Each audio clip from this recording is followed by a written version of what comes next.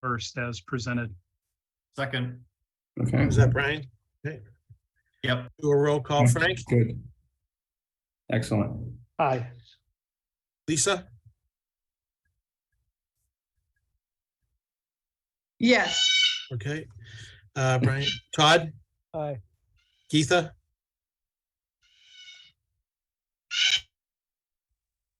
Aye. okay. Colleen's not on. Chris, Mark, Aye. John Miller, Abstain. okay. Don, Yes. all right, and Emily's not on. All right, thank you very much. Moving on to Winchester High School with the corridor information, and that's going to be updated from Meg. So I don't have much to update on. Chris and I had a good meeting with Greg, just trying to remember his last name, Greg Cohen from SG&H, and Chris did a thorough job explaining the situation and shared a bunch of photos. And Greg, he and I corresponded today. He will have a scope and fee proposal to me tomorrow that I can share with everybody. So it's hard to say what the amount will be, so it's not like I could necessarily ask for a not to exceed amount right now, because I really don't know what it's going to be, but I will, if he's true to his word, we'll know more tomorrow. Okay. Can I ask a question real quick, Meg, before I give an update on the gym? Do you know, oh, there's Chris Conway. I had to scroll through. Yeah, Chris is on. Chris Conway. Hi, Chris. Do we know where we stand on kind of the temporary fix, the cosmetic option, which we said might even include carpet tile? I'm kind of putting you on the spot. That's okay. So Pete and I I'm working on pricing. There you go. Pete's there too. Sorry, Pete, when I'm sharing screen, I only can see like 6 people. Allegheny, who did the first investigation and pricing, at one point was on the state vendor list, but they are no longer. So I've reached out to a couple of different people to quote the price. Okay, and I mean, our goal was to get something done Before school starts, yep. before school starts. So, you know, I know. you guys got full I plates already. pull miracles off every summer. Okay. Before Jay, we you want me to pivot to the gym real quick? Oh, can we ask Chris about if he's got any testing done on the copper before we move I've on? not done anything on the copper, other than put together about a half a dozen samples right now of pieces that we went and got. So we've got about a half a dozen samples to give to somebody. I know, Dawn, you had thought you might have a few people. Yeah, I don't. I've got to go jingle the people that I reached out to again. So I'll do that tomorrow. Okay, and Gita had sent me 2 people also. So I will try to work on that towards the end of this week and just throw some feelers out there. I actually was going to reach out to back out to Greg from SG&H and see. I had found a white paper online that somebody from SG&H had actually had written, and see if that was something that might be in their ballpark as well. Okay. Thank you. All right, Chris. Gym floor. Yeah, so real quick update for the committee. As I think we shared with you at the last meeting, bond counsel has opined that we cannot use remaining project funds towards that design and engineering study for the high school gym, both just given the time expired, but I think even more importantly, that was excluded scope from the original project. So we did actually get a proposal in on this, and the fee proposal actually is far below the threshold for capital planning.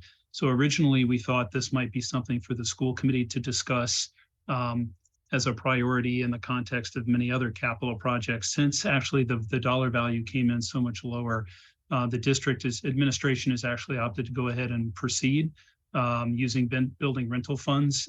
So that was the decision of Frank with some of Andrew's input. And so they've already authorized that work to begin. And we are hopeful we might actually have some sort of preliminary report along with costs in August. So we'll keep the committee informed. So that's moving forward, just not the way we thought it would, but it's good, it's progress. Okay. Any questions for Chris? Okay, moving on to Lynch Elementary with update from Hill. Who's taking that, Vivian, you or Mark? Andy is. Andy is, okay, Andy. Yep, Oh, let me yes. share the screen. You should be able to share. Okay. All right. Let me share. Try that. Can you see my dashboard? Yes. Okay. All right, let's start. So this month's accomplishment for June, we completed the first phase of the move, and the next phase 2 and phase 3 will be starting this week to move, continue with the moving for the swing space. Pre-qualification, we're still in the process of doing that. We're scheduled for the 14th to continue with the pre-qualification, going into the weed with that, start with the scoring and into the contractor and the subcontractor. So that's ongoing. 60% deliverable that was delivered on the 29th of June. And I believe that the package is available on the project website. Work at the Parkhurst modular, that's still ongoing, and also the interior work. The next task that's for the next 30 to 60 day, we have the ongoing of the move, as I mentioned, phase 2 that's happening this week on the 12th and the 13th. We're proceeding right now for the 90% CD that is due August the 23rd for the 90%. And, we're planning to go out to bid in early October or on schedule for that. We should get the MSBA comments. I'm expecting that either the end of this week or early next week. So far, nothing yet. Nothing could be good. We are re-advertising for the acoustical ceiling tile and the elevated trade. We did get, we only have like 2 of the acoustical tile sub trade and only 1 bidder for the elevator. So we're in the process of doing that. And as I mentioned, we're continuing with the pre-qualification. We're still on schedule for that. The budget, right now for the swing space and the Parkhurst renovation, we still, as you can see on my screen here, we still have about $160,000 uncommitted for that budget. And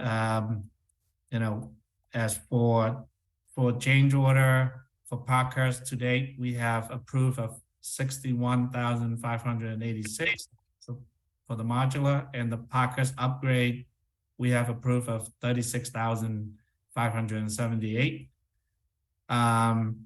The cash flow was a little bit under, but we should catch up soon because the reason for that is, we have earlier, we were planning, for an early package, but that is not happening. So we should catch up once we start doing the construction itself. But right now we're on budget. And right now we committed $200,000 for the solar, for the design of the solar. We don't have the actual proposal yet, so that is coming. Any question on the budget? So Andy, just the 200,000 you're showing, that's basically an encumbrance, right? That's out of the motion. Yes, that's an encumbrance. So that'll change and hopefully come down a little bit. Yes, Chris. Once we have the proposal and we review and So you have that note there under budget transfers, and I think if you scroll down the lower left, you're showing that coming out of the owner's contingency, right? That is correct. That's the total of 360. So 160,000 of that is going to VHP for the well field couple Right. months ago. Yeah. Okay. So next I want to share the cost estimate that was submitted. Before I start with that, can you guys see my screen again? Yes. Okay, all right, good. So here, just a quick overview. Let me see if I can zoom out.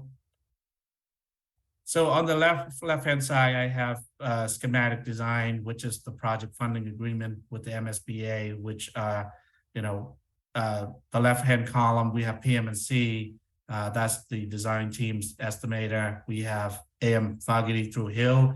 We do a back check to make sure, so we can reconcile the cost estimate. And then the blue are the design development cost estimate, and then the orange are the 60%. So that's the timeline. I'm just going to go through them quickly. So there is schematic design. The two comparison, were 67. This is our budget: 67,674,863. That's the cost estimate through PM&C, and AM Fogarty is a little bit over, a little bit higher. They're $68,085,000. So we move forward with the design team reconcile number, which is PM&C. So that's what we carry in our schematic design budget, which the MSBA call it the project funding agreement budget. And during SD, we carry $430,000 and $500 for the pedestrian as an alternate, and we also have the OSHA safety rail $250,000. That's the estimate for the alternate, and the solar canopy footing at $418,000. So as we move into DD, the number, the value.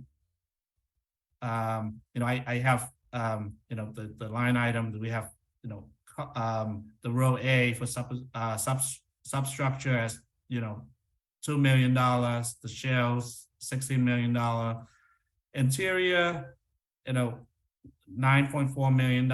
It's just we're just showing like a subtotal of like the shell, the interior, the MEP $16 million, $16.2 million, the equipment 1.8, the special, like the demolition and the abatement total is $1.7 million, and the site work is 6.9. So you can see through, like, if you need more detail, you can go onto the website. You can see the PM&C and AM Fogarty in the submission. But I'm not going to go through all of them, but I'm just going to go through like the comparison of where we are through the timeline. So in DD, our estimate was a little bit under. If you can see, PM&C here in DD is $67,622,906, which is about $50,000 under the budget. So what we did is we did a comparison, and we're comfortable with the value. We move on. We submit that to the MSBA because so there's no VE required for the project during DD. So so at the time, the number is very close on the alternate. As you can see, $410,000 for the pedestrian bridge. It's about $2,000 higher on the OSHA safety rail, which is $258,000. The canopy went down because we did some modification there. 60%, this is where we are. This is where we are today. We submit that to the MSBA on the 29th of June. And this time we were asked to incorporate the pedestrian bridge to be a part of the estimate. And where we are right now, we're at $67,646,349, which have the pedestrian bridge included. And the budget is it's about $18,000 under budget. And we still have the safety rail here, and the footing for the canopy is still as the alternate. But again, the pedestrian is included above, and we were comfortable with the value. We did a reconciliation with AM Foggy. They're a little bit about like 1% higher, but we're still, we typically on the comparison, we're comfortable with where they are, so we submit this to the MSBA. And again, we're under budget, which is good. And the document is the estimate itself with a lot more detail. It's about 100. I can't remember the exact page, but it's close to 100 pages. But you can see more detail on the project website. Any question? But just to clarify, when Andy says project website, he means the project drive everybody has access to. And everything's been uploaded to the module 6 folder has been there for a while. That module 6 covers design development and construction documents. So if you've already been looking at the design development set, you were finding it under module 6. That folder has got a little more to it now. So we have a subfolder for design development, that goes back to the previous submittal. There's a new folder now for the 60% set that Andy's describing. And so in there you will find the binder. That's about 430 pages, I think, 2 volumes of drawings, and the specifications. Those are there as well. Andy, the only question I have is, can you explain a little bit how the cost of the footings went from, over 400,000 to under 70,000? What was it? There must have been a change in scope, or? Yeah, I think we made a change in the scope, but I can find the exact detail and I can, share that. But right now I don't have that information on top of my head. Sorry. Okay, no problem. Yeah. Good news overall. I think Charlie's not available, or else I would ask him to explain. Yeah.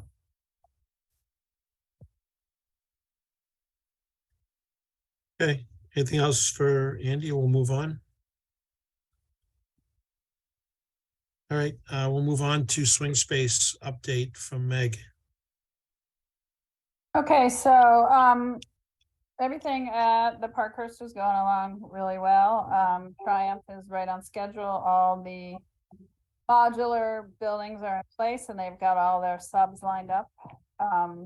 We've got Eversource committed to completing their work in order to meet Triumph's schedule. So we're keeping on them every day to make sure they do that. Homer is wrapping up their work inside the building and they're scheduled to start cleaning later this week, early next week. There was some additional painting that we looked at last meeting rather, and the decision was to kind of wait and see. And last week, the finance subcommittee approved $7,500 worth of additional work, which includes some additional painting in classroom 4, and then some touch up in all the other classrooms where it kind of felt like it just kind of needed it in order to make it look finished. And then the Homer did a really good boxing out the lockers on the first floor. Instead of just painting over the old lockers there, they framed them out and put a piece of plywood there and painted them. So it just looks nice and neat and clean. And so Andrew asked for a price to do it down on the pre-K level. So the total, I didn't have a chance to put together a manager's letter, so maybe we can later at the end of the meeting get a vote on the $7,500, and then I'll just put it in writing for our next meeting in a couple weeks. But everything's going well. It's on schedule, and yeah, should be ready to move in.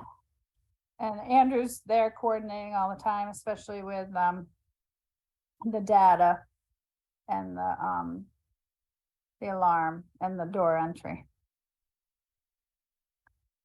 Okay, any questions for Meg?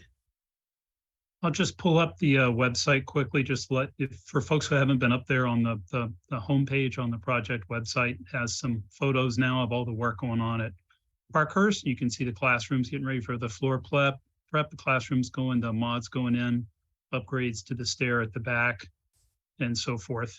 So we'll keep updating that, when we have new images. Would this be a good time, Jay, to just briefly talk about the that expanded driveway at the back and looking at some riprap and a guardrail? Sure. Yeah, go right ahead. So what I wanted to share with the committee is that at the rear of, well, I think what we all think of as the rear of Parkhurst. So right where kind of the end of the auditorium, gymnasium, cafegimatorium, whatever you call it, it kind of juts out to the top of the hill. There had previously been an asphalt, kind of a pedestrian pathway there. I'd say it was probably 5 feet wide, something like that. Pete, on behalf of DPW, had really been lobbying to widen that so they can get a vehicle. That's really the only way to get to that new paved area, the play area there at the back for snow clearing and so forth. So the paving contractor was out there last week. They've done that work. When I was out there, I think they were supposed to widen it to 10 feet. They actually, on their own, opted to go for 12 because it really is pretty tight up there. I think the 2 feet would be appreciated by drivers. However, being at the top of the hill, it's still kind of precarious. And so there were sort of two things that I wanted to address with the committee tonight. In order to kind of create a base to pour that asphalt, the contractor put down, he claims he put down some sub-base, site pack. I didn't see it, but I take him at his word it was there. And then they put down some fill on top of that. They had to get their own trucks back there, of course. And then kind of on their way out, as they were leaving, then on top of that, they poured this new asphalt, which looks great. But that fill sort of now extends beyond the asphalt only like maybe 12 or 20 inches. And it's at the very top of the hill. And it looked a certain way when I was there on Friday, and my concern was erosion. And I think, Jay, you saw it after I did, and you've already seen that it's beginning to wash out. So the concern is that over time may undermine and that asphalt may fail. So I think it would be appropriate to look at putting in some riprap up there along that edge just to stabilize that fill at the top of the hill. And then just with respect to safety, what can we do to keep a vehicle from going over the edge? The site superintendent for the paving company was the one backing his truck out, and he had a dual axle dump truck, and his first axle actually went off the edge. And he was in that truck just to be sure that he wouldn't do that. So I wonder if it'd be appropriate to do a guardrail of some sort, maybe a simple like a PT post and rail guardrail like we have on the other side of Skillings from the high school, or maybe down by Wildwood Cemetery, if you guys are familiar with that, like a 10 by 10 post or something simple. Jay, I defer to you if you've had a chance to get up there and look at it, your thoughts as well. But I did reach out to Geeta to ask if she'd be willing to go take a look, just to see if she had any thoughts on riprap that might be appropriate up there for stabilization as well. I'll definitely see what she has to say. I plan to go out there, because I haven't made it up there, but I did take a look at the pictures, and maybe some kind of a dense graded stone may work or not, but I haven't been up there, but we'll take a look, something like that, because it's a temporary one, so. So I think if we could pull together a proposal quickly enough, get a best estimate, from the contractor, this might be something for us to talk about at our meeting next week. Just because literally the more it rains, and it's an incredibly rainy summer, I think there is real concern that that's just going to continue to wash away. Do you want to expect only the DPW vehicles to use the paved path, or the public will use it too? No, really, just DPW and maintenance vehicles. That would be it. All right, because the shoulders, you don't want to be too angled either because of the tires, so, all right. Yeah. Okay. Yeah. No, I understand exactly what you're saying.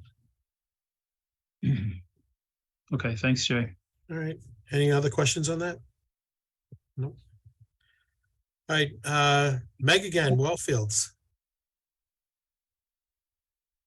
Okay, so the comment period for the MIPA review closed on the 7th, and I'm not aware of any comments or questions that came in. We did get some MIPA questions that we were able to answer. They were all related to the Article 97 piece of it, which is kind of ironic, but I'm assuming that everything will go well and that we will have our certificate, our rollover EIR on the 26th as scheduled. So I'm feeling confident about that.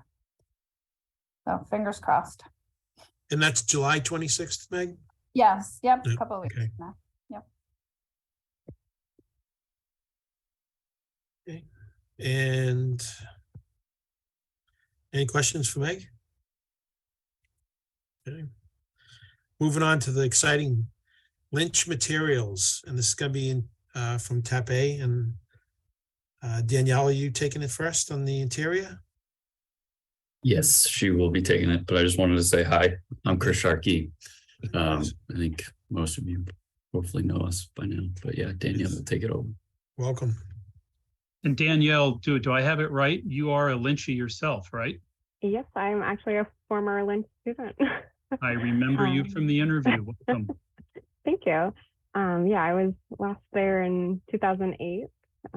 So I'm pretty familiar with the building, but of course times have changed a little bit. But I am now an interior designer here at Tape Architects. So I'll walk you through what we have planned for interiors. And before Danielle gets started, she did drop off the materials today in the Waterfield room. So they are available for everybody to come in and look at between now and the meeting, our next meeting. Yep, and I'll go over a lot of those materials towards the end portion. So quickly, our goals are to use materials that are healthy for the environment as well as the end users of the building. We need to manage durability and cost of materials while creating beautiful spaces, create a thoughtful palette with natural hues and key accent areas as well.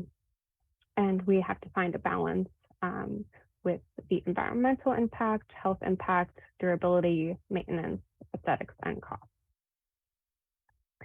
So first I'll go into all of the interior materials we have and then show you where they are in relative to the floor plans. And then we'll get into some of the renderings as well. So we have linoleum tile in the classrooms and corridors. It's pretty much the main flooring product we have in the building. It's a very natural flooring product made of linseed oil, wood flour, pine resin, limestone, and other pigments. And that's all pressed onto a woven backing made of a natural plant fiber. It's biodegradable if it were to ever be removed from the building. And it does not need to be finished or waxed every year, so you're not adding harsh chemicals year after year. And in our specifications, we're recommending Forbo as the manufacturer. And their linoleum products are 97% raw materials, 70% of which are renewable resources, and 43% are recycled and reused materials. And they naturally inhibit the growth of bacteria. So that's really positive for a school.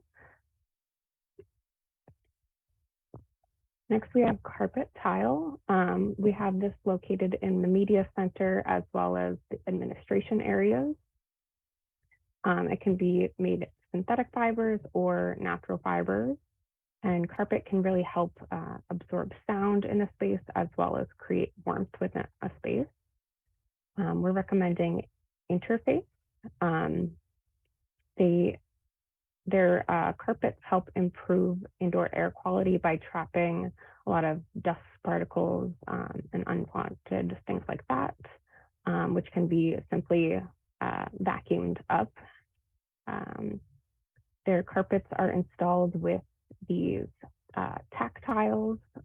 It's a glue-free adhesive that virtually eliminates harmful VOCs in the space. And all of their carpets are carbon neutral across the full life cycle of their product.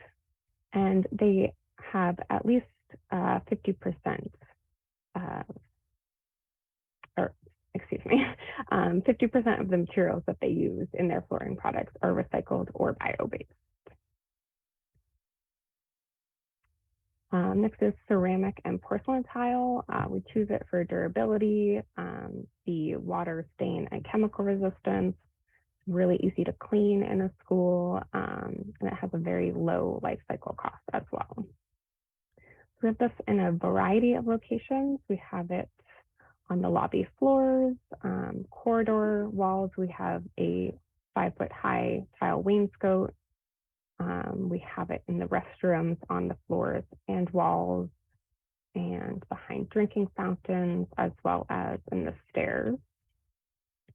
And then we do set standards in our specifications that the grout and setting materials have low VOCs. Next is wood. We have, for flooring, we have it in the gym as well as the platform stage area. And then we have wood veneer on cabinetry, things like benches and display cases, doors, and furniture throughout the space. Wood is a renewable resource, as we know, but we also have to set standards so that wood is sourced in responsible ways, as well as using glues that have low VOCs. Concrete we have in the art and steam rooms, as well as the back of house areas. It's very durable, but they do need to be sealed every few years just to keep up with the durability of that. But the sealers are very low VOC. And for the art and steam rooms, we actually own the option to add a gel color stain. This is our Danvers Elementary School steam room. We did a bright blue stain option there. It turned out really beautiful. So we do have that option that we can talk about later. In the kitchen, we have a poured resinous flooring, which is made of polymer hardener and epoxide resin. And once cured, the floor is completely safe of VOCs. And it doesn't require any trimming or cutting in the field, so there's not a lot of excess waste. And we do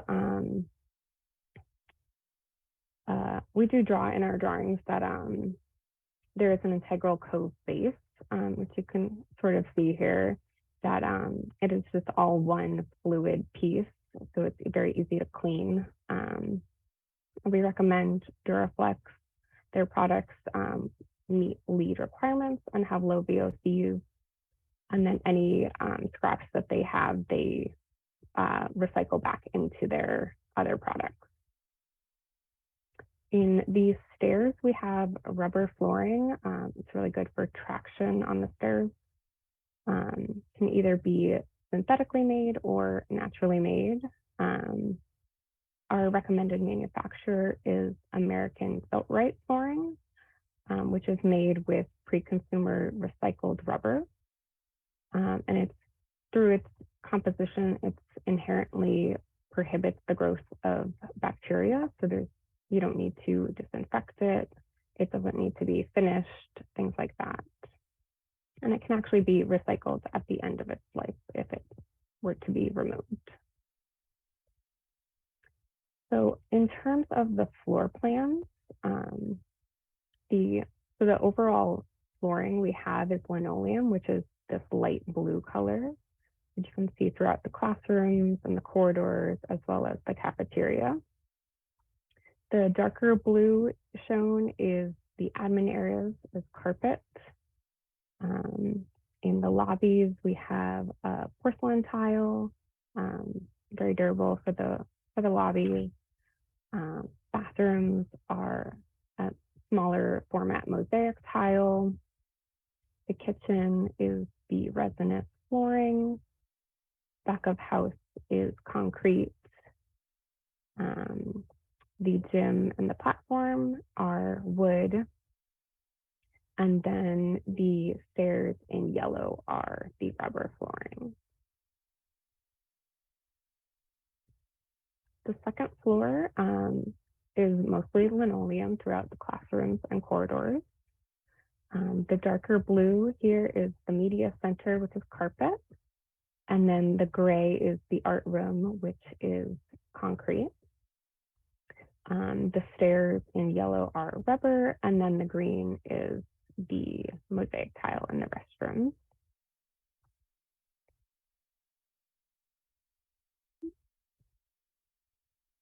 And then the third floor is very similar with the linoleum throughout, tile on the restrooms, and rubber in the stairwell.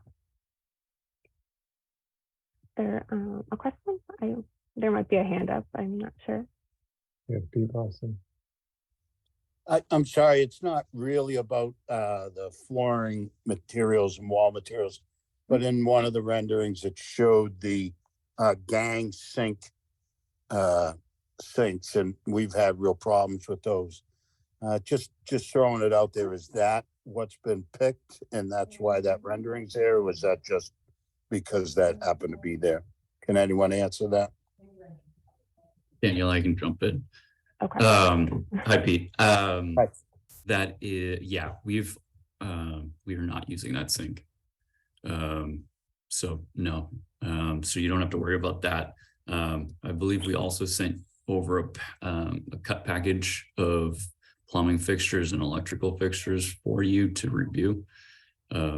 So that should be in your email.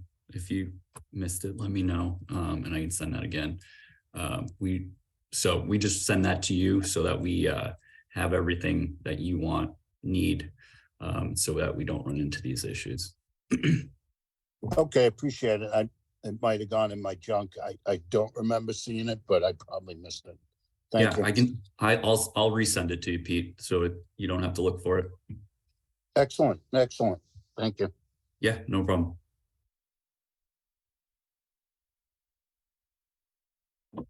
There's some more questions. Yeah, Danielle and Chris, I had 3 questions, and feel free if now's not the right time to answer them, you can answer them later.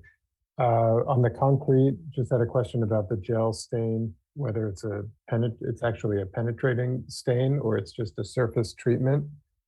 At the walk-off mats, are they actually walk-off mats or are they entry systems like grading?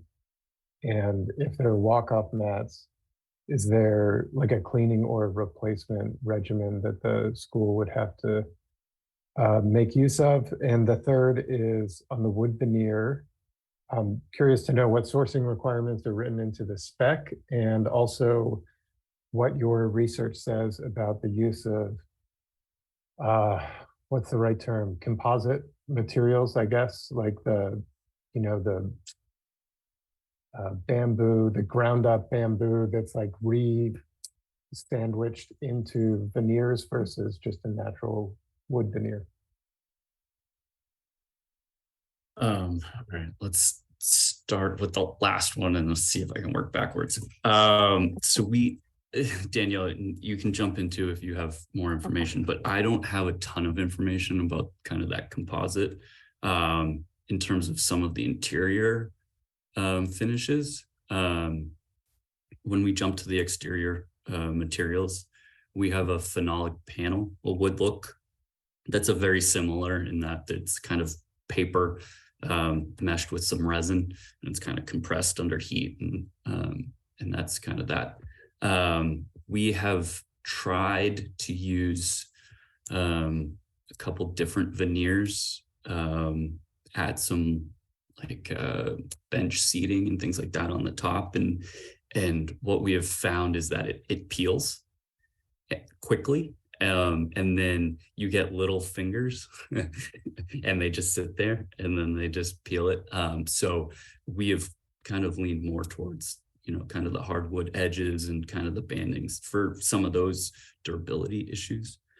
In terms of the walk-off mat versus kind of grill, it would be like a kind of an integrated grill, so that you can kind of, and then after that, you can have the mat to kind of maintain the whole distance that you kind of need for that procession in.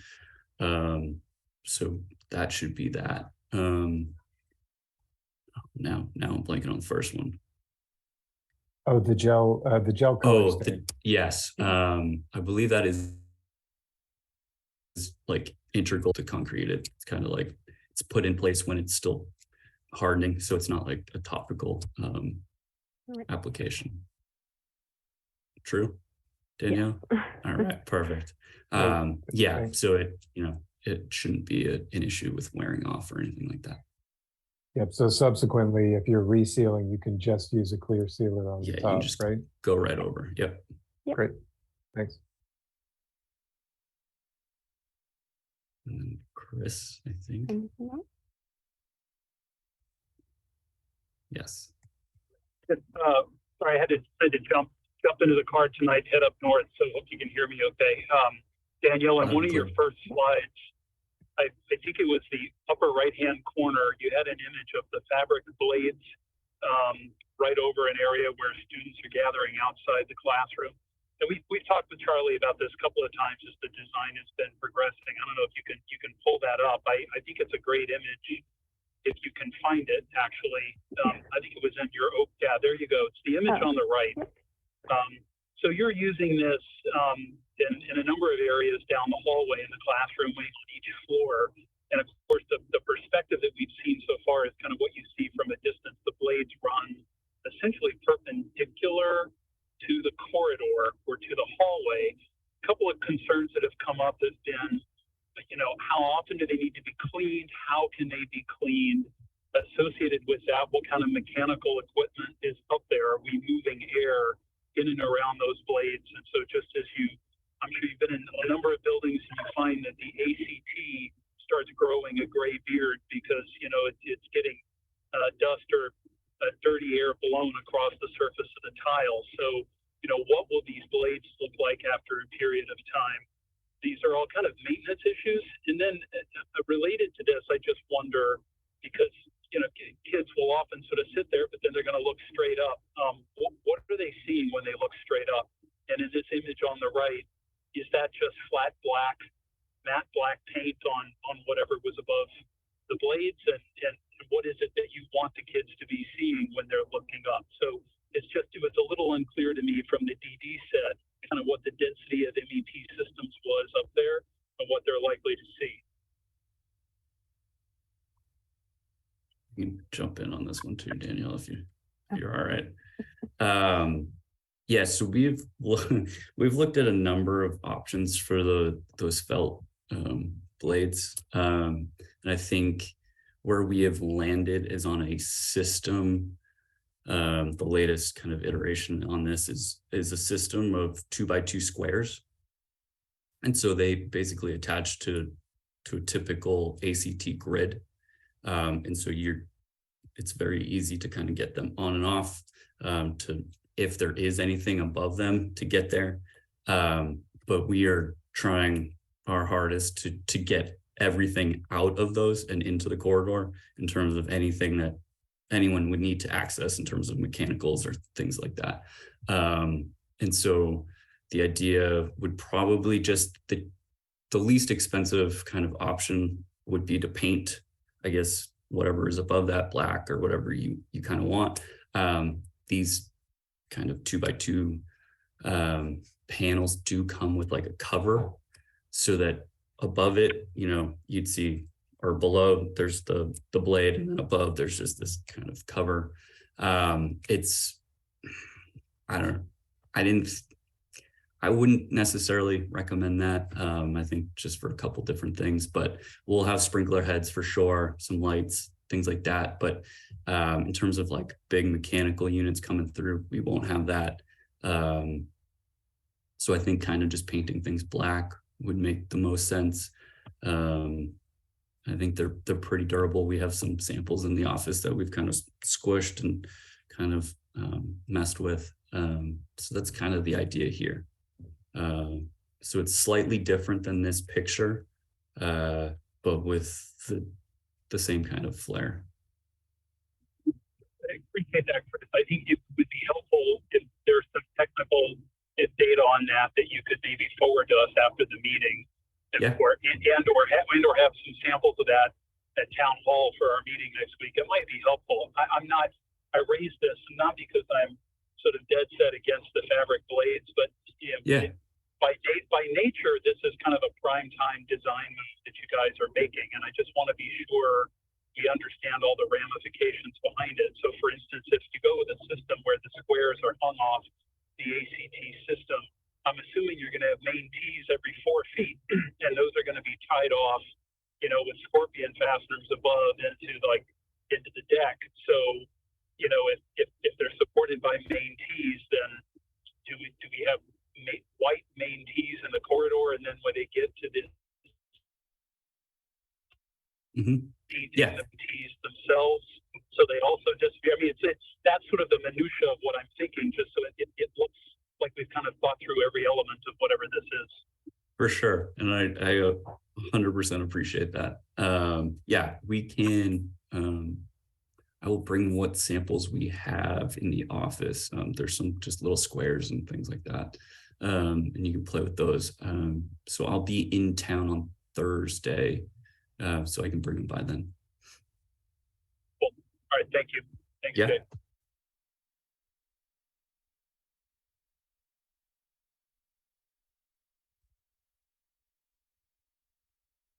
One more question from John Miller. Yeah, I just had a quick question about you showed the flooring plan for the first floor, which included the gym. I was just wondering what could you describe a little bit, speak to a little bit more about what the section, if you were looking at the section of that wooden floor for the gymnasium, what would that look like? Is it sitting on sleepers? Is the wood sitting directly on concrete? Is it sitting on something that would soften it up a little bit? It's the third nicest gym in the town. So, people will be using it. They'll be running up and down that gym. It has historically been the third nicest gym in the town. So I just was interested in what the section under the floor might look like to soften it up a little bit, or what is it? Danielle, do you want to take that one? Sure. It is on sleepers, so there is a little bit of a cushion to it, not directly on concrete. Great.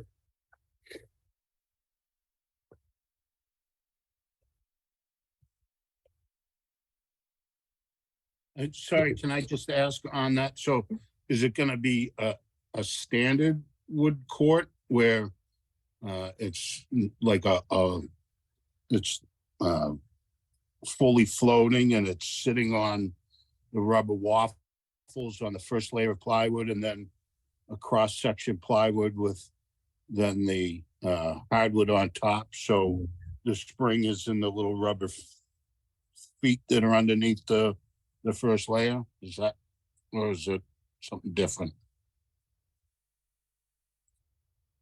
I guess sports floor feet. Yeah, the sports court. I think we need to get some more information on this. Yeah, we can so provide you. Based on our past experience with gym floors, it had just said, this needs to be a well-built floor to withstand all of the student activity and after hours activity that this gymnasium is going to be seeing. Yeah, for sure. I was trying to find a section through it that I had, but I don't have anything that's nice and neatly wrapped in a bow yet for you guys. But yeah, no, it'll be our kind of a nice sturdy gym floor for sure.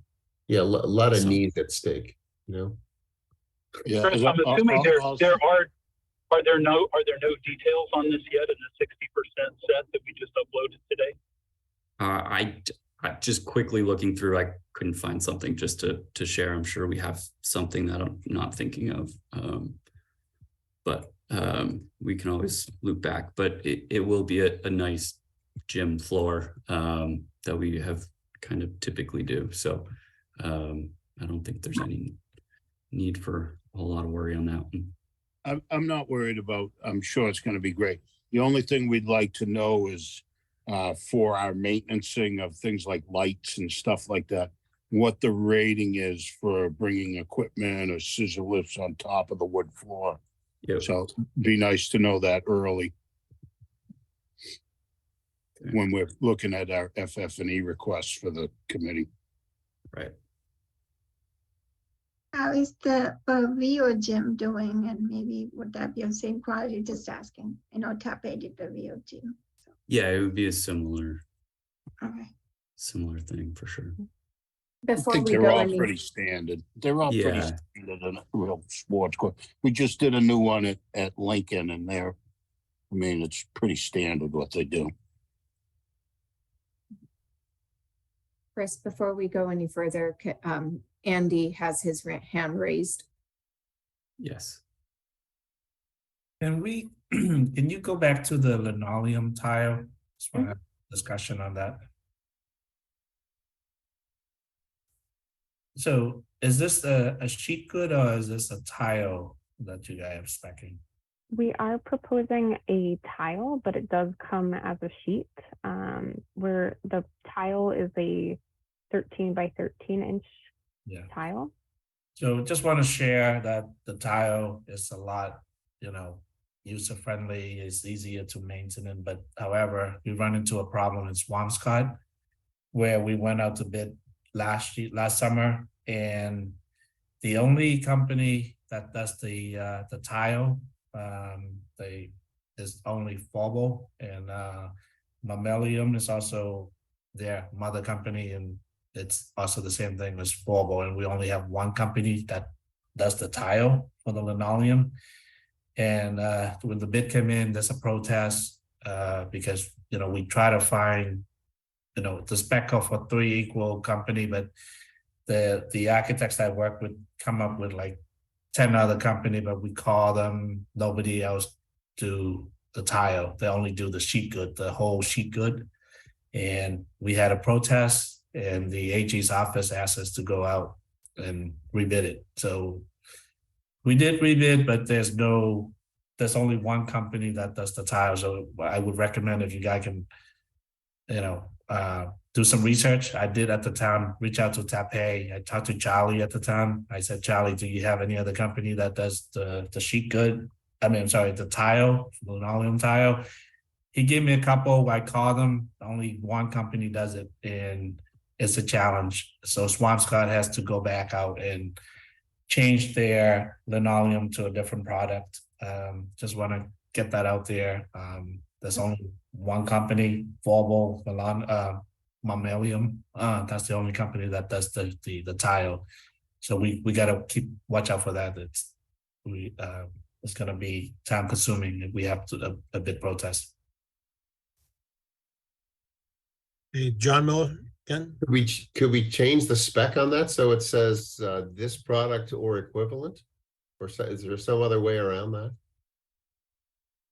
We have to spec it out 3 equal, but the problem here is that only one company, that does that they actually cut it, cut it to 13 by 13. That's the Forbo is the only company that does it. So the only way to get around it is do it a proprietary, and we don't think we want to do proprietary. It can cost more money, but if we do want to go that route, we should get the vote now. I know that the architects is looking for like a proprietary list right now, so that's something. It just seems that the AG might you might talk your way around that in both towns, because if it's just like it's a cutting question and only one company can do it.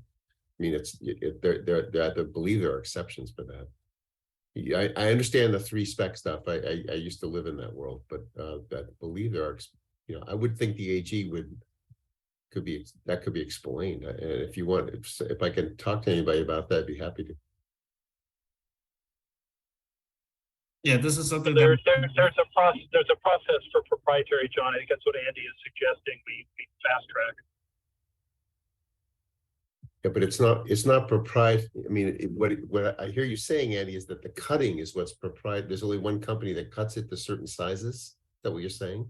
that's Yeah, that's it's the only fine. company that cut them. The rest, they only sell them like as one sheet. And the sheet good, architects, they don't like that because it's hard to, maintain. For example, if there's a damage on certain area, you have to like do the whole sheet. Replace. What I'm saying is that the purpose of the or equal, or the three suppliers, or we want this or equal, is not in this situation.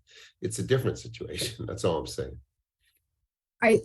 John, if I may, it may be a little bit of a clarification, is that it is a proprietary because it becomes proprietary since there is only one manufacturer and one company that does cut, not the size, but that they offer it as a cut product versus a rolled sheet product. So you're really not having an equal. Unless you allow We're both. saying the One same company. thing. We're saying the same thing. Okay. I don't think that exclusion is applicable as a matter of law, but I get it. You're doing your thing. Keep going. Okay. Yeah, I appreciate that, John. I mean, we tried a lot of options, tried to avoid it, and we couldn't. We have to change out the product in Swampscott. But I can share all the information that I got from Swampscott with the entire team, like the TAP A team, so we can look into to avoid this. And it would be a shame if I have to run into another protest. Yeah, and Danielle, did we use this product in a couple of our previous projects, right? Yes. What you're seeing on the screen is Danvers, but it is the sheet product. We are installing it as the tile in Tisbury right now. What were we doing on Walpole? That is vinyl court tile. Okay, yeah, that's right. So we could switch it to the sheet product, it sounds like, or we could look at a different flooring option altogether. Danielle, you could also add both. You could still put Forbo tile as the primary, and you could allow Forbo sheet or two other manufacturers or one other manufacturer's sheet. Probably better to say two, so that you still have three different manufacturers, and you just allow sheet or tile, and fingers crossed, right? Yeah. Okay. If you guys That's allow what I'm the saying, sheet- Mark. There's got to be a way around that. There's got to be. It's just doesn't make any sense. Yeah. And sorry, we'll loop back with our spec writer as well to see if he has any suggestions, because I know that they work on a number of K through 12 schools with a number of different architects, and so I'm sure that this isn't kind of the first time we've run into this. Yep. Okay. Andy, are you all set? Yeah, thank you. All right.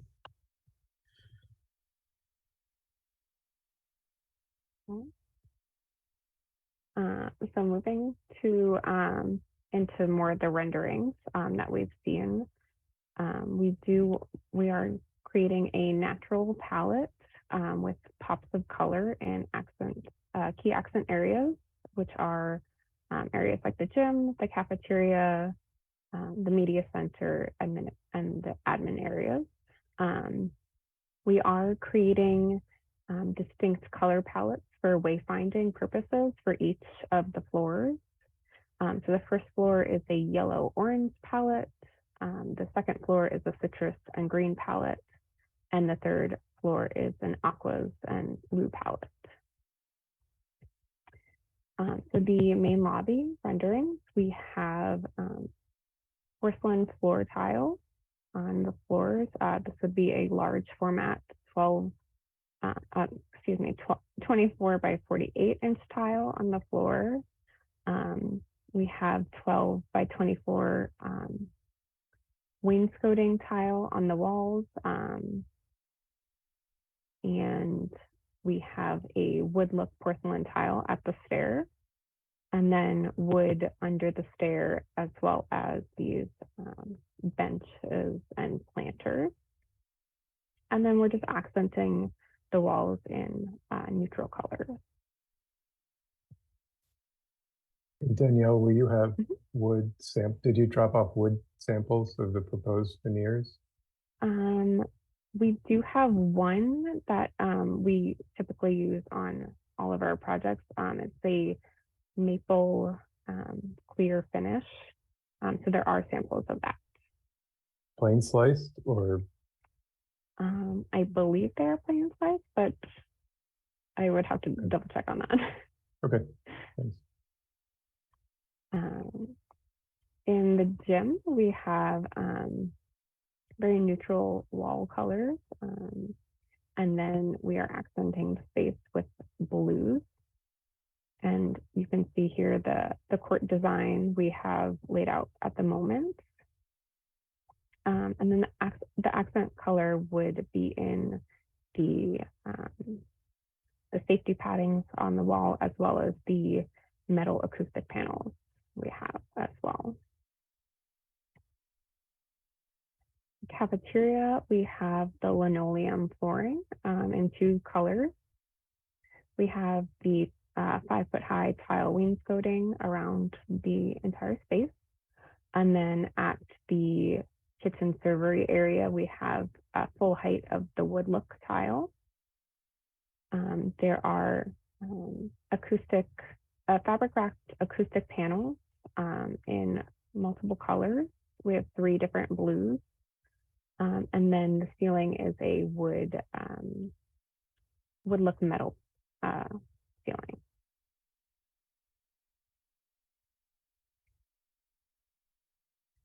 For the media center, we have carpet in 2 different shades of blue with blue accents as well in the furniture and lights. There's lots of wood in this space. We have the display case, the reference desk, and all the bookshelves throughout the space would be wood.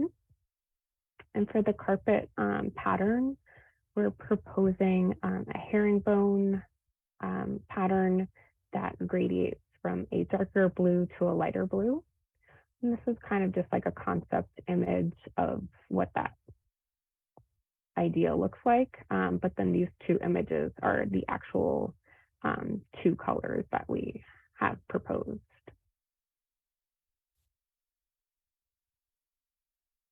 In the steam room, we have neutral walls and then a light blue accent wall, fabric wrapped acoustic panels at the top of the space. This is the concrete flooring. We are showing it without the color stain, but we do own the color stain option in the space.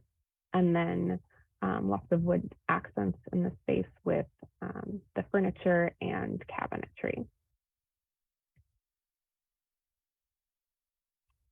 And now getting into the classrooms and corridors, and this is where I was talking about the color palettes for each of the floors.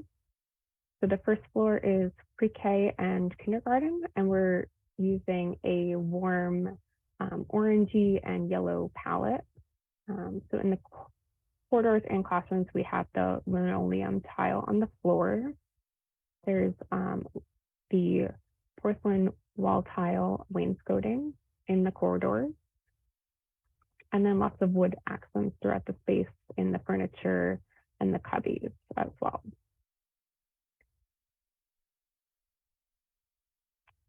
And then the second floor is grades 1 through 3. We're using a green palette. Some of the graphics we're using to pull out the colors that we're using, that will all connect. Again, we have the linoleum tile in both the classrooms and corridors, and the wall tile in the corridors with wood accents. And then the third floor is grades 4 and 5, which is the blue and aqua palette. We are going to be trying to bring more aqua into the space and a little bit less of this darker blue, but we are, again, pulling colors from these graphics that we have in the space as well. And then the last for interiors is the admin areas are carpet. We have a gray and a blue, navy blue. The navy would be in probably the reception area and the corridor, and then the gray would be in more at the private offices. And this image is just how, an installation image of how the navy and the gray works together. The health suite is linoleum flooring, very neutral walls, and then we would have a blue and green curtain around the beds in the space. The restrooms, 3 walls are 12 by 24 white tile, and then the wet wall is going to be our accent with a darker 12 by 24 tile. And then there is 2 by 2 mosaic tile on the floor. The kitchen has the poured resinous flooring that I was mentioning earlier with a 3 by 12 white tile on the walls. That would be full height. And then we would have a 3 by 12 blue tile at the drinking fountains throughout the building. Are there any other questions about interior? Peter Lawson and then Mark. Okay. I just wanted to see if Chris wanted to weigh in on the poured resinous flooring in the food service area. Any issues with the one at the high school? The only thing that I would weigh in on, just that I've had mixed results both in this life and my previous life with putting these down over fresh concrete, and the concrete and the floor are not necessarily curing at the same rate, and you end up with cracking along them and stress lines. But otherwise, they've been great. I think they just do have a little bit of a maintenance item to them to tune them up a little while, X amount of years into their life. Mark?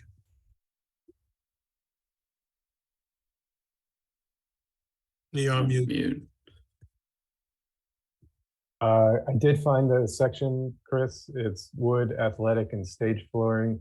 Thank Spec you. section 096400, and it's a full-on sports floor, 3/8 inch PVC cushions, sleepers, plywood subfloor, and solid hardwood random length tongue and groove flooring. So it's the real deal according to the spec. Great. So Fabulous.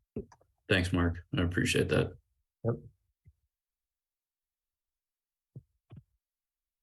Chris Conway again. Chris? If I could weigh in one thing on the flooring, the walk-off grill at the entrance, would that be like a grill with like a pan underneath it, the roll-up or removable grill?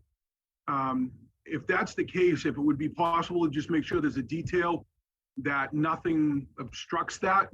Once it's installed, we have an installation at the high school where the foot of a mullion has been put through it, so you can't take it up without having to disassemble the door hardware.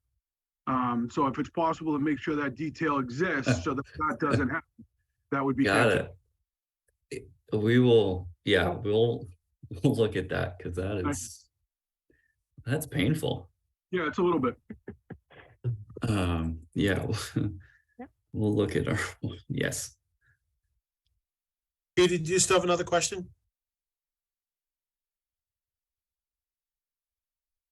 That's not. Okay, if you want to move on.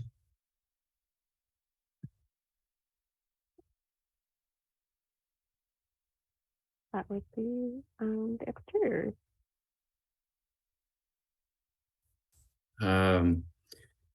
Yeah, so the exterior palette, if you just go to the next one, will be just brick So it'll be masonry. So masonry will include the brick and then a product, calcium silicate. It's a man-made kind of stone. We've used it a bunch on our previous projects. Phenolic panel, which I think we kind of talked about it a little bit earlier, but it's sheets of compressed paper, basically, with resin. It's compressed really hard under a lot of heat, and it makes for a pretty nice looking rain screen. And then we'll have metal panel in certain spots under some of the canopies at some of the top of the gym and the calf, and then a polycarbonate panel that goes around the top of the gym. And then these are all renderings that you all should have seen already, but just kind of wanted to throw this in here to make sure that we're all kind of familiar with everything. So you can kind of take a look at that. And then we'll move into the brick kind of locations. So we're imagining the brick kind of indicating major core classrooms. So anywhere there's like a classroom, we typically are having the brick, the Aris craft. And so, sorry, and then we're kind of thinking of this, the brick kind of as this similar in tone to this desert brown. Again, I would say some of the interior stuff, all of these kind of materials are suggestions. We can change things as we need to go. This is kind of our first stab at kind of where we're trying to get to. Brick, as you all know, comes in a lot of different shades. And so this is kind of just the first kind of pass at things, but this is kind of the direction we would like to go, unless kind of told otherwise. So that's kind of where we would see the brick. And then we'll move to the calcium silicate. So the calcium silicate, they're long, thin bands. They come up into the maximum kind of width is 24 inches, but they all there's an irregular pattern to them. And so it's kind of nice because it gives it a little bit of texture, it gives it a little bit of variation. And so this, the calcium silicate is kind of, we're imagining at the stairs, the toilet rooms here, anywhere there's kind of circulation. So that's kind of our delineation for that. This color here, it's Princeton. Princeton recently did a whole building with all of this stuff. It's like a light gray. It's pretty. And so with this material, you can get it either smooth, or there's you can get it kind of a rough texture to it. And so we were playing internally with the idea of potentially having it a mix potentially, but right now it would just be smooth.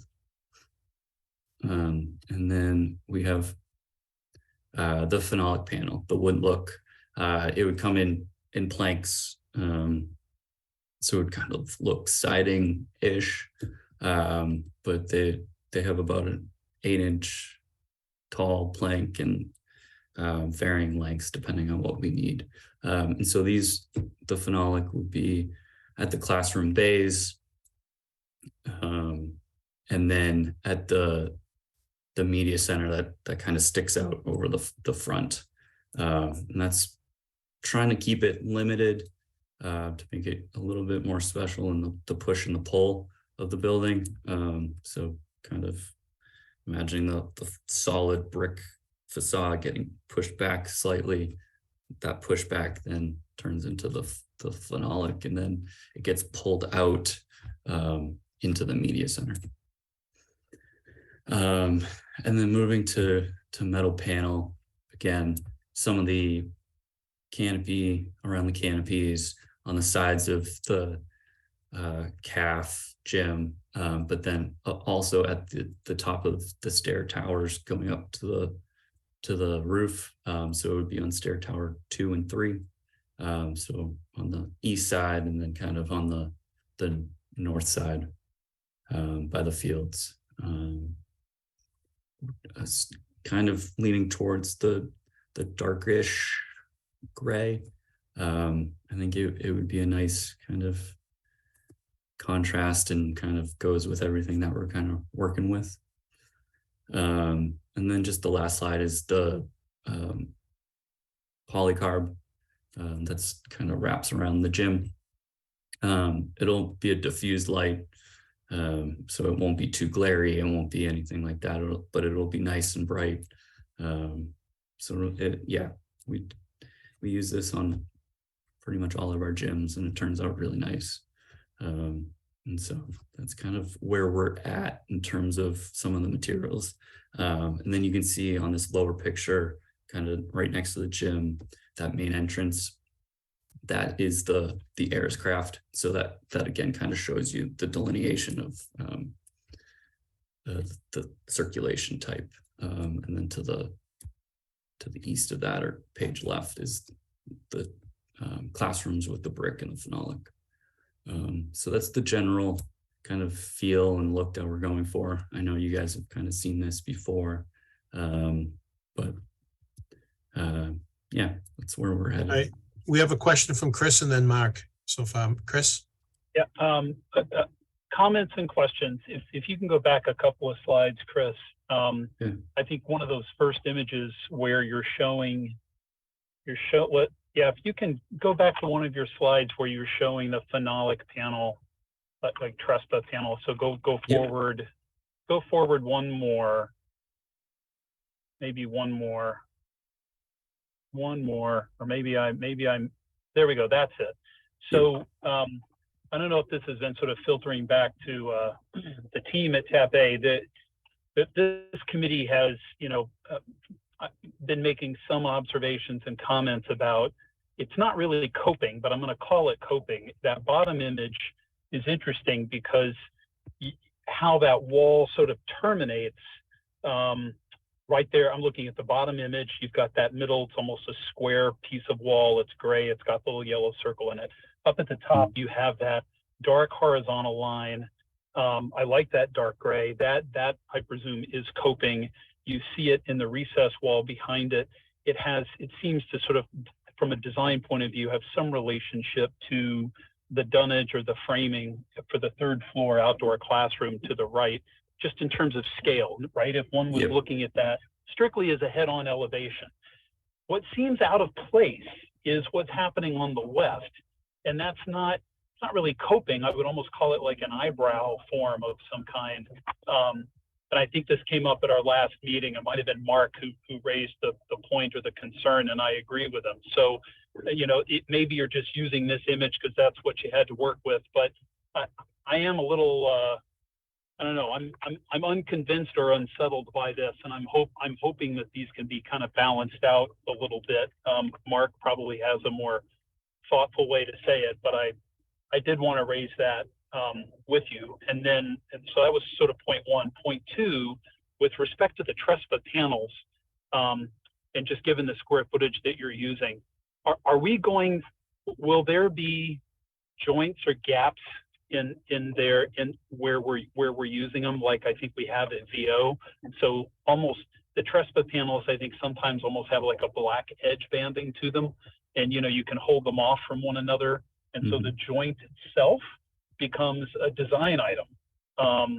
Sometimes that's intentional, maybe it's just unavoidable. So could you just talk for a moment about the actual size of Trespa panels that you're planning to use? Is it one monolithic panel in that whole area? I'm assuming it's not, because that would be pretty huge, but maybe it is. Yep. Yeah, so I will I'll work my way backwards again this time. So the Trespa panels, we're imagining them as planks. And so they're about 6 to 8 inches tall, 8 inches. And then they come in planks that are about 10 feet. And so we'll be able to cut them and make sure that they're, you know, it's not just kind of going all the way up regularly, but, you know, kind of offset it to look more like wood. And so you'll see some of the kind of that black edge banding that you were talking about at like corners and things like that, but there will be like a little bit of a gap between the planks, but it'll feel pretty much like wood. We've done this on one of our previous projects. I think it turned out pretty well. It's a nice kind of, this in particular, like this color, it'll be a real nice warm wood like feel. So I think it'll be a nice contrast to the brick. And so then, it's a little further down the road, Chris, but you know, Charlie, I think, and everybody else has agreed, we need to have a technical and aesthetic mock-up on this project. So that would be an important element to include in that, just so we can sort of see it and understand it. Yep, and we do have a mock-up in our set right now that has all of this, but so I'll make sure that we have a corner or something like that so that we can look at that. And then for that roof edge, this Charlie and I, we've been talking about this internally. I know that he's been talking to you guys about it. And so we're working through those details. This is an old image. So we're aware of that. We're working with our structural engineers to make sure that they're as thin as they can get. We're going to get as thin as we can get, and then we're going to look at kind of different ways to detail that. So that is 100% on our radar. Charlie and we've had a few discussions about it, and so yeah, so we'll get there for you guys, and hopefully it works out nicely and to what you guys are hoping. So Chris, my last comment, and then I'll defer to others on that point.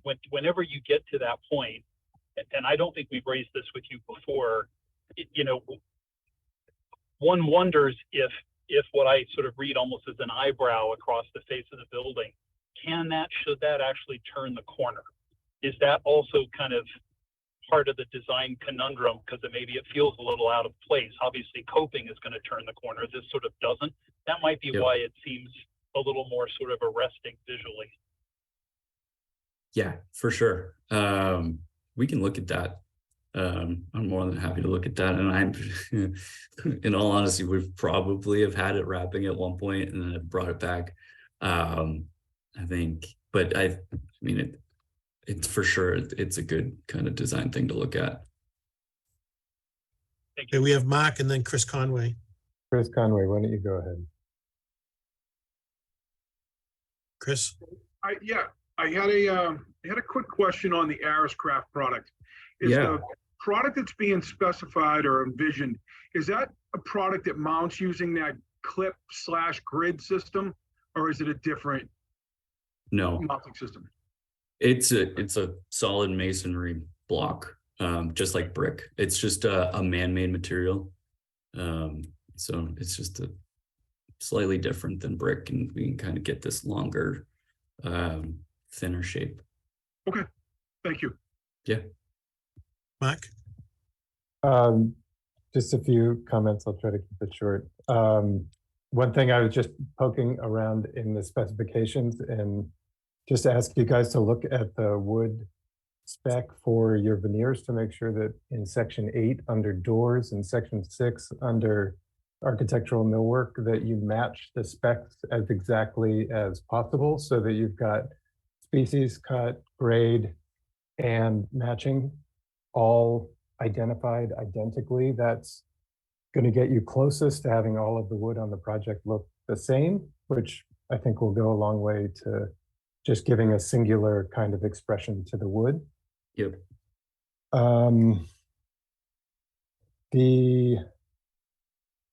We had talked about this with Charlie at the last meeting for those roof rails.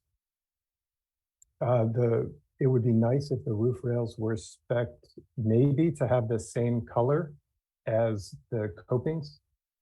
So if you have a powder coat, a custom powder coat color, at least own a custom color so that you could choose to have it be something that's not safety yellow, if that seems like the right thing.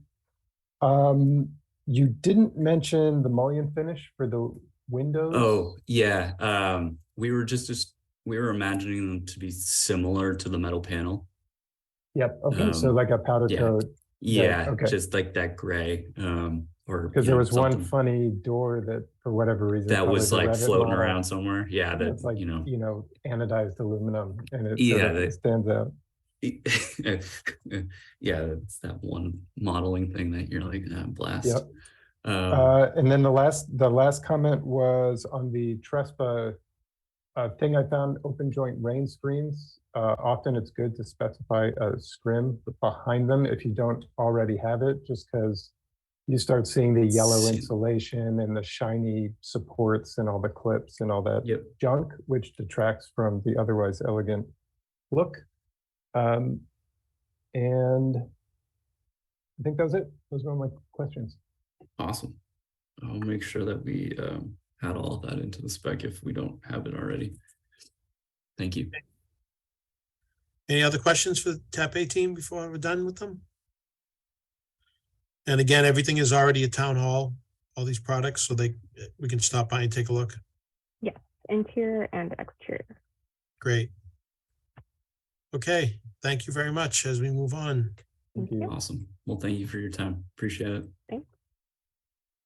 We're going to move into the funnest part tonight, solar. So a lot of stuff has been happening the last couple of weeks or months now. And today we received an updated peer review, I would call it, from Select. It came in at the 5 o'clock hour, so I haven't had a chance to go through page for page. But we'll have to get that compared to Zapotex. And then hopefully we can get a decision from school board, select board, and now FinCom will weigh in also. Whoa. We're weighing in. Don't commit us to that. We're going to look at funding sources. We're not making a decision. Okay. Well, so John, I don't know if it got through to John Miller yet. The select board by unanimous consent felt that FinCom was the appropriate body to review the Zapotex report and confirm that the numbers made sense. Yes, he knows. Yeah, So, usually the word that gets to us from select board is stay in your lane, FinCom. Yeah, well, it was a little different that night, but you have a little bit of a head start. I mean, interestingly, there was a question from the select board about whether it was really reasonable to assume that electricity rates would increase 2% annually. They were skeptical of that. We actually did discuss that with Select last week, and they actually used the same calculation in their work. They said that that's what they typically use. So they actually thought that was a very reasonable assumption for what it's worth. Yeah, well, what we'll probably do is we'll build some scenarios around these spreadsheets. Right. That's what we're going to do. But like, it's not our job to this committee, in my view, and maybe I'm a minority, but this committee's job is to make recommendations as to what should be done. And the EFPBC is in the best position to do that. And select board and the school committee should be listening. And I understand that that seems to be backwards sometimes, but that's not my view of it. You could take that back to your fellow school committee members, Chris. I may do that. I appreciate that. Since you're the chair of FinCom, I may do that. Just to remind everybody, EFPBC has made a recommendation. We've recommended a power purchase agreement, both based on what we know and what we don't know. Mark has eloquently, talked up the benefits of timing and certainty. And there have been some other individuals or powers that be that have, been hungry for more information around direct ownership. And so that's why I'm eager to find out what Select has actually come up with. Don't misunderstand me. I'm not saying that EFPBC couldn't change its mind, and make a different recommendation. I'm not saying that at all. But like FinCom. I mean, we're not in a capacity. What are we going to? We don't have the expertise to do that. So. Okay. Fair enough. Okay, so that I did send that out right before the meeting, so everyone can start taking a look. There's a lot of information to go over. Ken has also shared it with Select Board, and I did send it to John and Jeff. So John Miller and Jeff. Mark, you have a question? Comment? Yeah, it looks like the material that they sent is in a very similar format to Zapotec, which is great. Will be helpful to compare them. I did have a question that maybe they covered on your call with them last week, just so I understand what block 7 and block 8 mean for the SMART program. It has to do with when we submit, if we can make it into block 7 and lock it in. If not, we're going into block 8. So they gave us kind of worst case. Okay. You know, that's how they started this letter with saying, if you can sign it right now, we'll get you locked in to block 7, which. Okay. Yeah. Yeah, 4 minutes. And that's specific for the PPA. Oh, no, it's for both, actually. Yes, it's for everything. Yeah. Yeah. And what, just because I don't know, Jay, why does the outdoor classroom say no SMART? We own the outdoor classroom under the base contract to get the lead points. So no matter what, the outdoor classroom is already included in the budget. And everything else is, if purchased block 7, the rooftop and the. Right. Okay. So no matter what happens, we need to put in that outdoor classroom. Right, for our deal with, yeah. Okay. Yeah, again, I would just clarify, it's either purchased or it's a PPA. Like all we really own in the project is the outdoor classroom. It's 5,000 square feet. Everything else, all the rest of the generation, it's either going to be a PPA or we're going to own it. And our recommendation has been a PPA. Yeah, and the ownership data is direct purchase if magically the money were just there on day one and financed at 4% for 15 years. Right. You can see the relative payback. Yeah, Mark, Select said that what they told us last week, and again, I can't wait to see if it's in their report. They said they were going to model it the same 3 ways that Zapotec did. First would be if you magically had $3 million in your pocket, which we don't. And then the second would be, you know, bonding it. And management was going to be giving them that information just like they did for Zapotec. Yep. And then the third option would be the PPA. Yeah, it looks like they did that. They did that. Yep. Good. Yeah. Any other questions on the solar? Chris, I mean, Jay, just clarification, they did do the bonding rate at a slightly lower amount than the other company, because Mike Betancourt was saying that we wouldn't be borrowing the full $3 million. So they think they did like a $2 million and then a $1.5 million. Okay, I haven't even looked at it yet. Thanks for that update. They don't really clarify that, I don't believe. I've only looked at it briefly, but so it is a little bit confusing. It's not apples to apples, but we could get a clarification from them. Okay. So just so you know what I think, we have not gotten reorganized yet. We have 9 members. We have to add 3 more reappointments, I hope, and then 3 new members. So we have not really organized yet. So FinCom hasn't. So my guess, the 15 of us are going to figure out how we're going to respond to the request. But my guess is we're going to take these spreadsheets and we're going to do some scenario analysis about it. Well, what if the interest rate is 4.5? What if it's 3.5? What if different things, that those kind of scenarios, and then just try to put a range around these numbers instead of assuming that they're verbatim. Right. So John, just so you know, Hilltop has actually already done that. So the management came up with a couple of different scenarios, and we said, okay, which one do you want to use? And so they gave us one to use. So for the purposes of comparing and contrasting, we just got to be sure we're using the same rate, like for instance, between Select and Zapotec. And I'm glad Meg made the comment she did, because you're right. Mike has talked about maybe finding alternate sources of funding, but it's got to be apples to apples. So if Zapotec says you're borrowing $3 million, the other needs to say that too, or we have Zapotec to go in and model other versions. But this is also sort of becomes an endless work exercise that's really distracting folks from the work that needs to get done. I mean, Zapotek is the project solar engineer. Now they're working on a 90% CD set. So I think we just got to be very careful. We define and kind of, we put a hard stop or some sort of cap on the work effort. Yeah, we asked for spreadsheets and we got PDFs. So, things are going well already.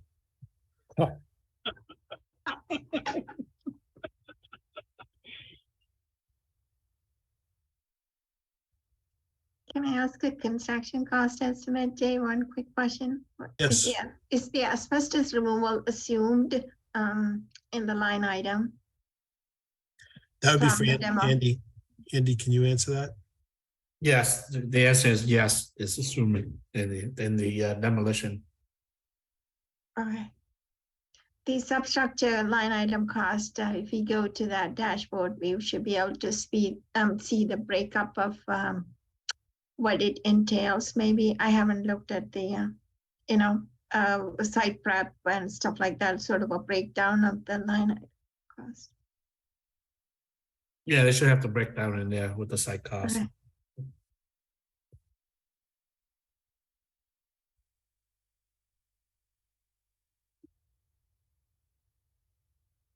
Any other Can I just questions? say one last comment to close out the discussion on solar. When Jay and I were with the select board a couple of weeks ago, the vice chair did make the observation that can't really wait until fall town meeting to make a decision because, the warrant closes at the end of September anyway. So if there is a real interest in pursuing funding for direct ownership through town meeting, a decision needs to be made in September. So that's obviously going to be a lot closer than fall town meeting. So there are a few meetings left, but the clock is running. Who's I don't know who I don't know how selectmen have they reorganized. Rich is the chair again, but who's the vice chair? Anthea Brady. Okay, so they kept the same. Okay, That's my understanding. Yeah. Okay. Anything else on solar? So we need to, we don't have payments on authorizations, but we do have this change order for the Parkhurst, in the amount of $7,500 for the additional painting that Megan described earlier. If someone wants to make a motion to that so we can get it to Meg. I moved to authorize the additional expenditure for some incremental painting at Parkhurst in accordance with Frank and Andrew's direction in the amount of $7,500. Second. Second, Mark, thank you. We'll do a roll call. Frank? Aye. Okay, Lisa? Yes. Brian? Yes. Todd? Aye. Geetha? Yes. John? Yes. Siciliano? oh, sorry. Oh, okay, both Johns. Is John still on? Oh, I guess we lost him. Okay, John Miller? Yes. Okay. And Don? Yes. Okay, thank you. That's all set for Meg. And Jay, can I throw one thing out there? I think maybe all we need is consensus on this, but if Geetha could get out there in the next day or two and just take a look at the top of that slope, if she agrees that some riprap would be helpful for stabilization, could we ask Meg to work with the Parkhurst contractor and maybe get a quote pulled together, maybe in time for our next meeting for some stabilization and some sort of a guardrail, and then we'd be in a position to act on that at the meeting next week if we're able to pull it together in time. Does that seem reasonable? I think so. Yeah. Okay. We should definitely have something for Monday if we can do that. Okay, great. Next How about some round stone? How about some round stone? Yeah. Rounded gravel, rounded stone from a riverbed. No rounded stone, John, because it'll roll down the hill. All sharp. No, it packs, you gotta go back to your chemistry, Chris. It packs well. All right. Next meetings, the 17th is in person at Town Hall to review all the products. We're proposing 8/7 and 8/21 August. That will be back to the original dates. And then this is just thrown out there. We have time to discuss it. But in September, where the 4th, I believe, is Labor Day, we're looking at 9/11 and then 9/18 the following week, so we can stay on the schedule. But that's just throwing it out there now. We can discuss it as we get closer. But we know we're in person next week. Do we know what room we're in next week? Waterfield right now. Waterfield, okay. I'll send it out anyways with the agenda. I am away, Jay, so I will try to get Right. somebody there. Okay, yes, and that's just to approve what we saw tonight. Jay, can I throw something out there for that meeting on August 7th? I want to circle back to something that Mark has brought up a couple of times, and that is the value of a field trip to Ambrose and VO to look at interior finishes and details with DPW. And I had the opportunity to check in with Pete about this. I think Pete is maybe still with us on the call. Pete is perfectly happy if we wanted to have our meeting on August 7th to actually meet at Ambrose. Pete, I think, feels like Ambrose might be more valuable than VO, at least to start. If folks would be willing to do another in-person meeting, we could have a meeting at Ambrose, see what Pete wants to show us, and then we could move up to VO and get that done, obviously before the August deadline, which I think is something Mark is keen to do, and I think it's a good suggestion. So I wanted to throw it out there. Because you're right, our next meeting's not till the 21st. I'm around, and if it works for other committee members, could we possibly look at just meeting at Ambrose on August 7th and make it an Ambrose VO meeting? Yep, it's a good idea. Does that work for Mark? It works for me. Yeah. Okay. All right, so maybe could we plan on that, Jay? Yeah, unless anyone has any objections, but if we can get a quorum out there, that'd be great. And then Pete, can you maybe pencil that in on your calendar and figure out like who else you need there from DPW, and you'd have a captive audience. Sure, yeah, that'd be nice. We'll take care of it on our end. We're in for an enlightening experience, I think. I don't think there's a lot, but there's definitely a few things that if we can avoid, but yeah, that'd be good. Okay. All right, motion to adjourn. So So moved. moved. Okay, Chris and Mark. All right, Frank? Aye. Right. Lisa? Yes. Brian? Yes. Todd? Aye. Etha? Yes. All right, Chris, Mark, John Miller? Yes. Don? Yes. All right, thank you, everyone. Good. Have a great Thank night. you. Night, Have a everybody. good night. Thank Nice you. presentation. Good night. Good night. Good night.